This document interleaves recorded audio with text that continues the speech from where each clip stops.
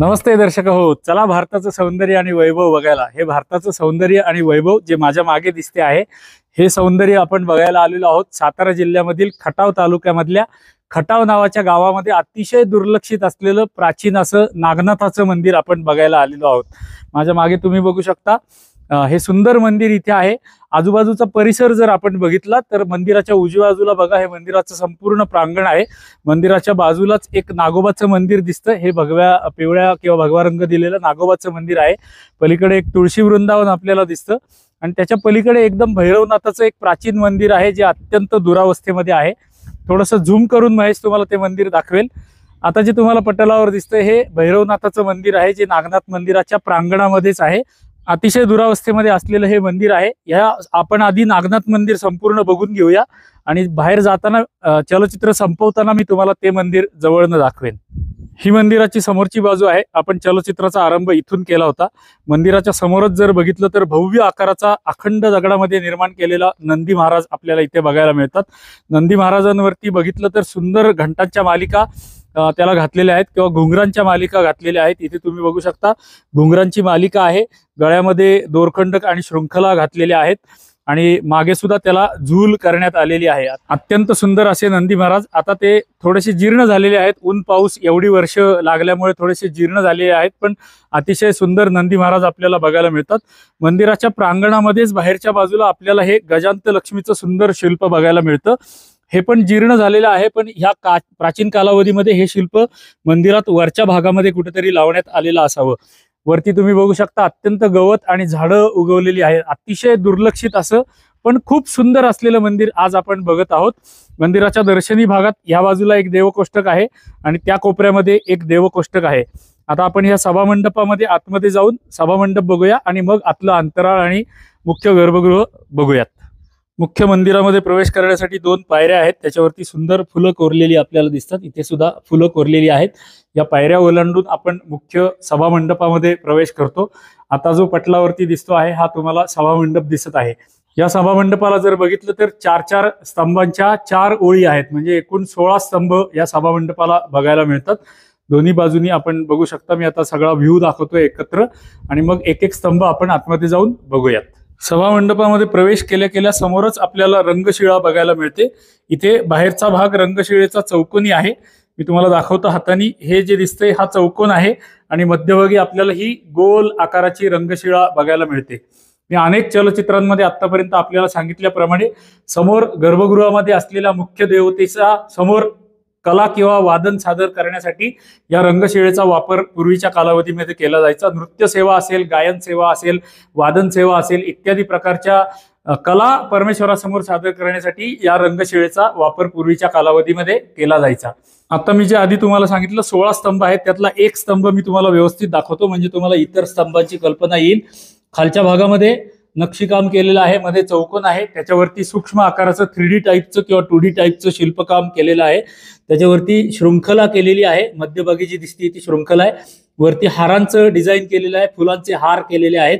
त्याच्यावरच्या भागामध्ये एक शृंखला आहे आणि त्याच्यावरती असलेला अष्टकोनी भाग, त्याच्यावरती असलेला चौकोनी भाग आणि चौकोनी भागामध्ये सुंदर फुलं कोरलेली आहेत आणि त्याच्यावरची असलेलं सुंदर नक्षीकाम आपण बघू शकता। हे चकतीचे आकार जे आहेत, हे चकतीचे आकार गोलाकार अत्यंत सुंदर आहेत आणि सगळ्यात वरती यक्षिणींच्या जागी आपल्याला नागदेवता बघायला मिळतात। असाच हा एक स्तंभ आता आपण बघत आहोत। असेच स्तंभ सगळे बाकीचे इतर स्तंभ पण असेच आहेत। मधले 4 स्तंभांवरती जास्त नक्षीकाम केलेलं आहे आणि बाकीच्या बाहेरच्या स्तंभांवरती कमी नक्षीकाम आहे। आता या सभामंडपामध्ये एक स्तंभ आपल्याला असा दिसतो।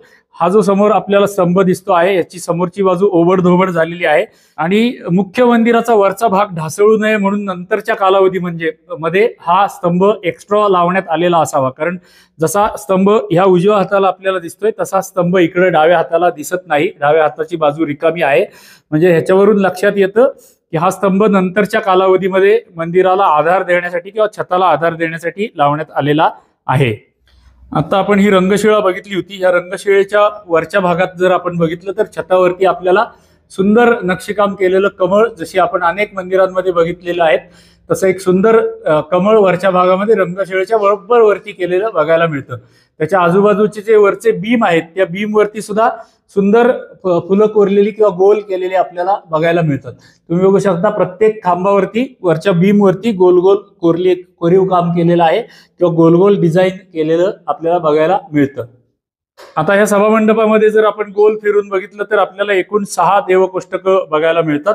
या 6 देवकोष्टकांपैकी 5 देवकोष्टकांमध्ये कोणत्याही मूर्ती नाहीयेत, परंतु एका देवकोष्टकामध्ये ह्या भागामध्ये जी आपण मंदिरं बघितली तशीच प्रथा इथे या भागामध्ये दिसते आहे। एक मोठ्या आकाराचं देवकोष्टक आहे, म्हणजे उरलेली जी देवकोष्टकं आहेत ही छोट्या आकाराची देवकोष्टकं आहेत, परंतु एक देवकोष्टक मात्र ह्या भागातल्या मंदिरांमध्ये असं दिसतं की मोठ्या आकाराचं एक देवकोष्टक बनवलेलं आहे आणि त्याच्यामध्ये आपल्याला असं सप्तमातृकांचं सुंदर शिल्प दर्शन घ्यायला मिळतं। या सप्तमातृका त्या कालावधीमधल्या राजांच्या कुलदेवता असल्यामुळे अशा मंदिरांमध्ये आपल्याला सप्तमातृकांचं शिल्प काही मंदिरांमध्ये बघायला मिळतं, जे आपण खिद्रापूरच्या मंदिरामध्ये बघितलेलं होतं। तर हा आहे सभामंडप मंदिराचा। मुख्य गर्भगृहाचं प्रवेशद्वार जे आहे ते आता आपण बघूयात। प्रवेशद्वाराच्या समोरच्या भागामध्ये जर बघितलं तर आपल्याला खालच्या बाजूला फुलं कोरलेली दिसतात। इथे शंकराचं मंदिर असून सुद्धा आश्चर्य आहे की कीर्तिमुख इथे आपल्याला दिसत नाहीये। अंतराळाच्या द्वारावरती सुद्धा दोन्ही बाजूला 2 द्वारशाखा आहेत, दोन्ही बाजूच्या द्वारशाखा आपल्याला दिसतात। वरच्या भागामध्ये ललाटबिंब आहे, ललाटबिंबामध्ये गणपतीची स्थापना करण्यात आलेली आहे आणि त्याच्यावरती असलेलं सुंदर नक्षीकाम हे अंतराळाचं प्रवेशद्वार आता आपण बघत आहोत। अंतराळाच्या प्रवेशद्वाराच्या आधी म्हणजे सभामंडपातला 3रा भाग जो आहे त्याच्यावरती सुद्धा वरती गोलाकार नक्षीकाम केलेलं आहे। तुम्ही विचार करा, हे आत्ता जरी दिसायला अगदी साधं सोपं नक्षीकाम दिसत असलं तरी हे करण्यासाठी किंवा घडवण्यासाठी फार मोठे कष्ट आपल्या पूर्वजांनी आपल्यासाठी करून ठेवलेले आहेत आणि हे बघायला आपण आलं पाहिजे। आपल्या मित्रमंडळींना, नातेवाईकांना सुद्धा अशी प्राचीन मंदिरं बघण्याचा छंद लावला पाहिजे। आता आम्ही इथं आलो तेव्हा आम्ही या मंदिरामध्ये मी आणि आमचा महेश असे 2घच जण आहोत। आम्ही 2 सोडून या मंदिरामध्ये कोणीही नाही। इतकं सुंदर मंदिर, इतकी प्राचीन मंदिरं असून सुद्धा, इतकं सुंदर नक्षीकाम असून सुद्धा ही अशी मंदिरं बघायला कोणीही येत नाही, हे दुर्दैव आहे। आणि अशीच मंदिरं दाखवणे लोकांना ही आमच्या वाहिनीची विशेषता असल्यामुळे आम्ही अशा प्रकारची मंदिरं प्रेक्षकांना दाखवत असतो। तर आपल्याला ही विनंती आहे की आपण ज्या कुठल्या गावामध्ये जाल, एखाद्या खेडेगावामध्ये जाल तर जरा चौकशी करून त्या भागामध्ये अशी प्राचीन मंदिरं कुठली असतील तर ती बघायला अवश्य जात जा, जेणेकरून या अशा मंदिरांना जास्तीत जास्त भाविक यायला लागतील आणि जास्तीत जास्त लोकांचा प्रतिसाद या मंदिरांना मिळेल आणि या मंदिरांच्या द्वारे आपली पुन्हा एकदा टेम्पल इकॉनॉमी ज्याला इंग्रजीमध्ये म्हटलं जातं ती पुन्हा एकदा प्रचलित होईल। आता इथल्या मुख्य अंतराळामध्ये जाण्यापूर्वी इथल्या मंदिराची एक विशेषता जी अन्य मंदिरांमध्ये आपल्याला दिसली नव्हती ती इथे दाखवतो तुम्हाला। इथे जर तुम्ही खाली बघितलं तर आतलं पाणी बाहेर येण्यासाठी इथे एक वाट केलेली आहे, म्हणजे आतला अंतराळ धुतल्यानंतर पाणी बाहेर येण्यासाठी इथून एक वाट केलेली आहे आणि बाहेरचा हा जो सभामंडप आहे या सभामंडपात धुतलेलं पाणी बाहेर जाण्यासाठी सुद्धा इथे सभामंडपामध्ये बाहेरच्या बाजूला एक वाट केलेली आहे। इथे तुम्ही बघू शकता ह्या कोपऱ्यामध्ये एक वाट केलेली आहे। ही अशा प्रकारची धुतलेलं पाणी साफ बाहेर जाण्यासाठीची व्यवस्था आम्हाला अन्य कोणत्याही मंदिरामध्ये बघायला मिळाली नव्हती, जी ह्या मंदिरामध्ये आम्हाला बघायला मिळाली। या मंदिराची आणखी एक विशेषता, हे जे चौकोन तुम्हाला दिसत आहेत ना, हे चौकोन अंतराळाच्या प्रवेशद्वाराच्या बाहेरच्या दोन्ही बाजूला केलेले आहेत, आतमध्ये हवा आणि प्रकाश ज्याला येण्यासाठी आणि प्लस इथे आम्हाला असं वाटते की इथे पूर्वीच्या कालावधीमध्ये पणत्या लावल्या जात असाव्यात, म्हणजे आतमध्ये प्रकाश किंवा सभामंडपामध्ये प्रकाश येण्यासाठी ही एक विशेषता आम्हाला बघायला मिळाली म्हणून तुम्हाला दाखवली। आता आपण अंतराळामध्ये प्रवेश करूयात। मंदिराच्या अंतराळामध्ये प्रवेश केल्या केल्या आपल्याला समोरच एक सुंदर दगडामध्ये केलेली रांगोळी बघायला मिळते, त्याच्यामध्ये शंखाचे आकार केलेले आहेत। समोर गर्भगृहाचा उंबरठा आहे, इथेही कीर्तिमुख आपल्याला बघायला मिळालं नाही, ही एक विशेषता आहे या मंदिराची। इथे फुलं कोरलेली दिसत आहेत आम्हाला दोन्ही बाजूला, परंतु कीर्तिमुख मात्र शंकराचं मंदिर सुद्धा असून सुद्धा इथे आपल्याला बघायला नाही मिळाली। गर्भगृहाचं प्रवेशद्वार जर आपण बघितलं तर प्रवेशद्वाराला एक मोठ्या आकाराच्या द्वारशाखा आहेत। ही ह्या बाजूची द्वारशाखा आहे आणि ह्या बाजूला एक द्वारशाखा आहे। द्वारशाखांच्या वरती जर बघितलं तर इथे सुद्धा ललाटबिंबामध्ये गणेशजींची किंवा गणपतीरायाची स्थापना केलेली आहे आणि त्याच्या वरच्या बाजूला असलेली शिखरं, 3 शिखरं आपल्याला बनवलेली बघायला मिळतात। हे गर्भगृहाचं प्रवेशद्वार आता आपण बघितलं।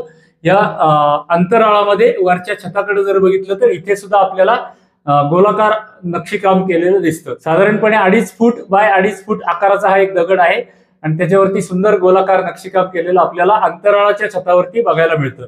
आता आपण मुख्य गर्भगृहामध्ये प्रवेश करूयात, गर्भगृहाच्या या प्रवेशद्वारामधून चला। ओम त्र्यंबकै यजामहे सुगंधिं पुष्टिवर्धनम् उर्वारुकमिव बन्धनान् मृत्योर्मुक्षीयमामृतात्। ओम नमः शिवाय, ओम नमः शिवाय। या मंदिराची आणखी एक विशेषता, अतिशय छोटं मंदिर असून सुद्धा किती विशेषता बघायला मिळतात बघा। इथे तुम्हाला हे आकार बनवलेला दिसतोय, हा आकार असाच आकार बाहेरच्या बाजूला केलेला आहे। बाहेरच्या बाजूनी पाणी ओतलं तर ते डायरेक्ट इथे गर्भगृहामध्ये येतं। महादेवाला अभिषेक करण्यासाठी लागणारं जे पाणी असतं ते ह्या भागातून आतमध्ये येत असावं आणि इथे महादेवाला अभिषेक केलेलं पाणी बाहेर जाण्यासाठी इथे एक मार्ग करण्यात आलेला आहे। इथून बाहेर कदाचित गोमुख असेल, आपण बाहेर जाऊन ते बघूयात। गर्भगृहाच्या मागच्या कोपऱ्यामध्ये सुद्धा 2 स्तंभ आहेत, ज्याच्यावरती सुद्धा सुंदर नक्षीकाम केलेलं आहे। हा डाव्या बाजूचा स्तंभ आहे आणि हा उजव्या बाजूचा स्तंभ आहे। आणि वरच्या भागामध्ये गर्भगृहामध्ये वरती जर आपण बघितलं छताकडे, तर इथल्या सुद्धा छताला 3 फूट बाय 3 फूट आकाराच्या दगडामध्ये सुंदर गोलाकार नक्षीकाम केलेलं आपल्याला बघायला मिळतं। आता आपण इथून गर्भगृहातून बाहेर जाऊ आणि मंदिर बाहेरनं कसं दिसतंय ते बघूयात आणि मग चलचित्राची इतिश्री करूयात। तत्पूर्वी आपल्याला बाहेर जाताना भैरवनाथाचं मंदिर सुद्धा बघायचं आहे, ते पण आपण बघणार आहोत। आता आपण मंदिर बाहेरून बघायला आरंभ केलेला आहे। ही मंदिराची दर्शनी बाजू आहे। दर्शनी बाजूमध्ये ह्या बाजूला आणि त्या बाजूला सुद्धा सुंदर फुलं कोरलेली आपल्याला बघायला मिळतात। ही देवकोष्टकं दोन्ही बाजूला असलेली आपण सुरुवातीलाच बघितलेली होती। मगाशी मी आत जाण्यापूर्वी तुम्हाला दाखवलं त्याप्रमाणे वरती खूप गवत उगवलेलं आहे। मध्यभागी तर एक कडुलिंबाचं झाड उगवलेलं आपल्याला दिसत असेल। हे झाड देवळाच्या शिखरावरती उगवलेलं आहे आणि प्रचंड मोठं वाढलेलं आहे। आमची इतिहास पुरातत्व खात्याला आणि स्थानिक ग्रामस्थांना विनंती आहे की कृपया या मंदिराची साफसफाई करावी आणि निगा राखण्याचा प्रयत्न करावा। हे मंदिर जतन करण्याचा प्रयत्न करावा अशी इतिहास पुरातत्व खात्याला विनंती आहे। तुम्ही ह्या बाजूनी बघू शकता, ह्या बाजूची मंदिराची बाहेरची जी भिंत आहे ती पूर्णपणे दगडांची रास जी आहे ती पूर्णपणे बाहेरच्या बाजूला झुकलेली आहे। असं वाटतंय की हे पडेल का काय कधी सांगता येत नाही, अशी झुकलेली आहे। आणि जशी ही बाजू ह्या बाहेरच्या बाजूला झुकलेली आहे, तशीच पलीकडची बाजू जी आहे ती सुद्धा बाहेरच्या बाजूने तशीच झुकलेली आहे। आता हे सांधे निखळायला लागलेले आहेत, कधी हे पडील सांगता येत नाही। त्यामुळे इतिहास पुरातत्व खात्याने वेळीच याकडे लक्ष द्यावं ही विनंती आहे। हा मुख्य मंदिराच्या समोरचा मार्ग आहे। इथून प्राचीन कालावधीमध्ये वर येण्यासाठी पायऱ्या असाव्यात। इथून जर तुम्ही बघत गेलात तर ही संपूर्ण मंदिराची तटबंदी आपल्याला बघायला मिळते। आता सगळी ढासळलेली आहे। मंदिराचे काही अवशेष सुद्धा आपल्याला मध्यभागी विविध ठिकाणी पडलेले दिसतात। मंदिराचे तटबंदीचे दगड सुद्धा आपल्याला विखुरलेले अशा ठिकठिकाणी बघायला मिळतात। आणि आता तुम्हाला वरती मंदिराच्या शिखरावरती ते कडुलिंबाचं झाड जे आहे ते चांगल्या पद्धतीने दिसेल। तुम्ही बघू शकता हे कडुलिंबाचं झाड किती उंच शिखरावरती वाढलेलं झाड आहे। तुम्हाला असं वाटेल की मंदिराच्या पलीकडे आहे, परंतु हे शिखरावरती एवढं मोठं झाड वाढलेलं आहे आणि तरी सुद्धा कोणाचंही लक्ष या प्राचीन मंदिराकडे नाहीये। म्हणूनच आम्ही नेहमी ती विनंती करत असतो। आता आपण जी बघत आहोत ही मंदिराकडे तोंड केल्यावर डावी बाजू जी आहे ती बाजू बघत आहोत। ही ढासळायला आलेली बाजू आहे। हे सभामंडप आहे, हे मुख्य गर्भगृह आहे। आणि त्या गर्भगृहामध्ये जर जवळ जाऊन आपण बघितलं तर मगाशी मी गर्भगृहामध्ये आतमध्ये तुम्हाला सांगितलं होतं बाहेरनं मंदिरामध्ये पाणी टाकायला जागा आहे आणि आतमध्ये ते पाणी मंदिराच्या गर्भगृहामध्ये जमा होतं आणि बाहेरनं पाणी मंदिरामध्ये टाकण्यासाठी केलेली व्यवस्था इथे आपल्याला बघायला मिळते। इथे तुम्ही बघू शकता, याच्यामध्ये वरच्या बाजूनी पाणी टाकायचं आणि ते थेट गर्भगृहामध्ये जातं। अशी व्यवस्था आपल्या पूर्वजांनी पाण्यासाठी करून ठेवलेली होती। ही मंदिराची आता मागची कोपऱ्यातली बाजू बघत आहोत। या मंदिराच्या मागच्या बाजूला जर बघितलं तर या इथे खाली खड्ड्यामध्ये संपूर्णपणे एक नदी वाहते। या नदीचं नाव येरला नदी असं आहे। आता त्या नदीमध्ये थोडंसंच पाणी आहे, पण मंदिराच्या बरोबर मागे आपल्याला एक नदी सुद्धा बघायला मिळते। आता आपण मंदिराची ही मागची बाजू आणि पलीकडची बाजू बघायची राहिली आहे, ती बघणार आहोत। ही सगळी मंदिराची तटबंदी पूर्वीच्या कालावधीमध्ये इथे असावी। आता ती सगळी तटबंदी ढासळलेली आहे। याच्या बरोबर पलीकडे खाली 25-30 फुटावरती नदी आहे। ही समोर जी दिसती ही सगळी नदीचा परिसर आहे। इथे जर तुम्ही बघितलं तर मंदिराची मागची बाजू आपल्याला अशी दिसते आणि वरती मंदिराच्या शिखरावर वाढलेलं कडुलिंबाचं झाड मी पुन्हा तुम्हाला मागच्या बाजूनी दाखवतो आहे। आता आपण जी पटलावर बघत आहोत ही मंदिराची उजवी बाजू आहे। मंदिरामध्ये महादेवाला केलेल्या अभिषेकाचं तीर्थ बाहेर येण्यासाठी इथे व्यवस्था केलेली आहे। तुम्ही बघू शकता आतून बाहेर येणार तीर्थ शिवपिंडीचाच आकार खाली केलेला आहे आणि या शिवपिंडीच्या आकारातून चॅनलमधून हे तीर्थ बाहेर पडतं। पूर्वीच्या कालावधीमध्ये इथे खाली कुंड बनवलेलं असावं, आता जे झाकलं गेलेलं आहे। आता जसं आपण गर्भगृहातून बाहेर येणाऱ्या तीर्थाची व्यवस्था बघितली, तशी सभामंडपाच्या धुतलेल्या पाण्याची बाहेर येण्याची व्यवस्था या ठिकाणी केलेली आपल्याला मंदिराच्या बाहेरच्या बाजूला बघायला मिळते। मुख्य मंदिराच्या बाहेर हे नागोबा मंदिर आहे. नागोबाचं दर्शन इथे आपल्याला होऊ शकतं. तुम्ही बघू शकता नागोबा मंदिर वरती लिहिलेलं आहे आणि आतमध्ये नागदेवतेचं दर्शन आपल्याला घडतं. आता वरती तुळशी वृंदावनाचा आकार दिसतोय, परंतु आमचा तर्क आहे की ही या गावामधल्या कुठल्या तरी वीराची समाधी असावी आणि त्याच्यावरती बांधलेलं हे तुळशी वृंदावन असावं. आता आपण ते भैरवनाथ मंदिर जे समोर दिसतंय ते जवळ जाऊन बघूयात. या भैरवनाथ मंदिराची किंवा मुख्य आपण जे आता नागनाथ मंदिर बघितलं त्या मंदिराचे दगड असे पडलेले ढासळलेले दगड या ठिकाणी परिसरात संपूर्णपणे पसरलेले आपल्याला बघायला मिळतात. तुम्ही इथे बघू शकता महेश जिथे उभा आहे त्याच्या पलीकडे सुद्धा दगड आहेत आणि मुख्य भैरवनाथ मंदिराच्या आजूबाजूला सुद्धा असे अनेक दगड आपल्याला विखुरलेले दिसतात, ज्याच्यामध्ये सॉकेट पद्धत सुद्धा आपल्याला बघायला मिळते. एकात एक गुंतवलेले दगड सुद्धा या ठिकाणी खाली येऊन पडलेले आपल्याला बघायला मिळतात. आता मुख्य नागनाथ मंदिराच्या प्रांगणामध्ये असलेलं भैरवनाथाचं मंदिर आपण बघत आहोत. समोर जे दिसतं हे भैरवनाथ मंदिर आहे. या ठिकाणी सुद्धा पूर्वी सभामंडप असावा, जो आता संपूर्णपणे ढासळलेला आहे. मध्यभागी सभामंडपामध्ये प्रवेश केल्यानंतर असं तुम्ही इमॅजिन करा की इथे सभामंडप होता. इथे आपल्याला रंगशिळा सुद्धा बघायला मिळते. चौकोनी आकाराची रंगशिळा आहे. या रंगशिळेपासून थोडंसं पुढे गेलं तर आपल्याला मंदिराचं अंतराळ बघायला मिळतं. या अंतराळाच्या आतमध्ये जाताना बाहेर 2 स्तंभ बनवलेले आहेत आणि वरचं शिखर तर पूर्णपणे ढासळलेलं आहे. हे समोरचे स्तंभ पार करून आतमध्ये आपण मंदिराच्या अंतराळामध्ये प्रवेश करतो. मंदिराच्या अंतराळामध्ये सुंदर दगडी रांगोळी केलेली आहे. खाली फुलांचं नक्षीकाम केलेलं आहे. द्वारशाखा आहेत आणि मुख्य गर्भगृहामध्ये आता गणपती ठेवलेला आहे किंवा गणपतीची मूर्ती आहे. वरती ललाटबिंब आहे. ललाटबिंबाच्या वरती असलेलं नक्षीकाम. आमचा असा तर्क आहे की ह्या गणपतीच्या जागी भैरवनाथाचं मंदिर पूर्वीच्या कालावधीमध्ये असावं, कारण ह्या मंदिराच्या बाहेरच आम्हाला आता तुम्हाला पटलावर दिसते की भैरवनाथाची मूर्ती भग्न अवस्थेमध्ये पडलेली दिसते. एखाद्या मुघलांच्या हल्ल्यामध्ये ही भैरवनाथाची इथली मूर्ती भग्न झालेली असावी म्हणून ती मंदिराच्या बाहेर टाकण्यात आलेली आहे आणि त्या ठिकाणी या गणपती रायाची स्थापना करण्यात आलेली आहे, ज्याचं दर्शन आता आपण घेत आहोत. हे आहेत या भैरवनाथ मंदिरातील गणराय. ओम गणपतये नमः. तर दर्शक हो, सातारा जिल्ह्यामधील खटाव नावाच्या गावामध्ये अतिशय दुर्लक्षित असलेलं पण प्राचीन आणि सुंदर असं नागनाथाचं मंदिर आपण आज बघितलं. माझ्या मागे दिसणारं पूर्णपणे जवळपास संपूर्णपणे नष्ट झालेलं किंवा सभामंडप नष्ट झालेलं पण मुख्य गर्भगृह आणि अंतराळ शिल्लक असलेलं भैरवनाथाचं मंदिर सुद्धा आपण बघितलं. आम्ही जशी इतिहास पुरातत्व खात्याला विनंती केली की ह्या मंदिरांचं जतन व्हायला पाहिजे, ह्या मंदिरांचा रखरखाव व्हायला पाहिजे, ही मंदिरांचा जीर्णोद्धार करून ही मंदिरं लोकांना बघण्यासाठी आणि आकृष्ट करण्यासाठी तयार केली गेली पाहिजेत आणि आपले लोक हे मंदिरं बघायला आली पाहिजेत. इतकी या मंदिरांचं वैभव पूर्वीसारखं पुन्हा उभं राहिलं पाहिजे म्हणून आमची ही नेहमीची विनंती असते पुरातत्व खात्याला.